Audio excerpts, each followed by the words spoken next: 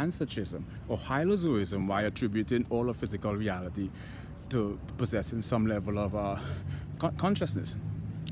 So multidisciplinary, you have to take psychopathology, parapsychology, pathology, philosophy, and you have to take cognitive neuroscience into consideration, because their brain oscillation transitions from what society is ubiquitously known for in the beta or alpha when you're in a relaxed state to sometimes gamma.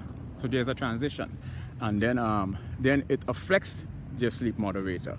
It affects the endocrine system. So when you get into a number of different psychopathological disorders, right, you have to take a multidisciplinary approach, because many areas have to be taken into consideration, primarily metaphysics and phenomenology.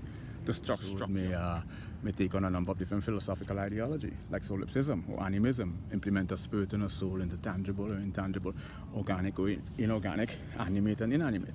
Or they might take a panentheism, you know, or a panpsychism or hylozoism, while attributing all of physical reality to possessing some level of